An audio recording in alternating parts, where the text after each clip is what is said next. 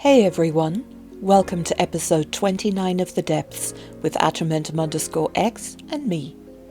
This episode will focus on creators who inhabit various points along the inner bit of the gender spectrum, their experiences, and how their identity influences their content. We'll dive more deeply into the relationship between sex and gender in our episode featuring transgender creators.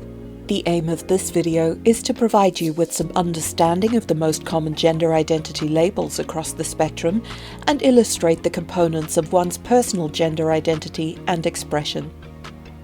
Most of us were raised with the notion that there are only two biological sexes, which are determined by chromosomes and sex organs, with two corresponding genders to match. Since our understanding has advanced, we now know that this is false. Whilst male and female are certainly the most common sexes, approximately 1.7% of people are born outside of these definitions. These people are intersex. Intersex traits may present as differences in genitals, gonads, hormones, and/or chromosomes, or some combination thereof. Individuals may go their entire lives without knowing that they are intersex, whilst others may be born with mixed or ambiguous genitalia or reproductive tissues. Note that intersex people are not hermaphrodites, as hermaphroditism refers to a person who is both fully male and fully female, which isn't biologically possible. At opposite ends of the gender identity spectrum are cis, where an individual feels an identity corresponding to their biological sex, and trans, where a person's gender identity does not match their biological sex. For the sake of brevity here, we will save this discussion for its own dedicated video. Gender identities. Along the inner parts of the spectrum are a multitude of labels and terms we can use to describe our gender identity. Whilst this is not an exhaustive list, the most common terms you are likely to hear are genderqueer, an umbrella term for people who identify outside of the male-female gender binary. Non-binary, people who reject the gender binary as a frame of reference to describe their identity. They may identify as both, none, all, or flow fluidly along the spectrum regardless of the type of body they were born with. Gender fluid, an individual whose experience of their gender can change or fluctuate with time, or depending on their situation. This may or may not include male and female genders.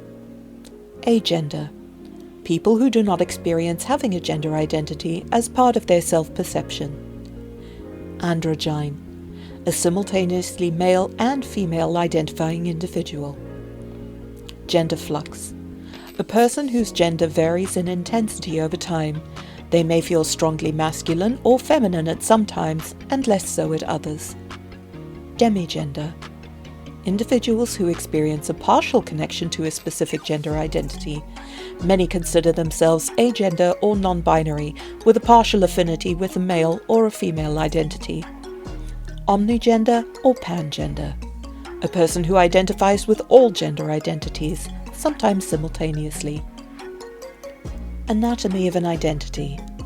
Our identities and perception of ourselves are a complex and constantly changing system. To simplify and illustrate the main building blocks of our gender identity, I'd like to introduce you to Sam Killerman's The Genderbread Person.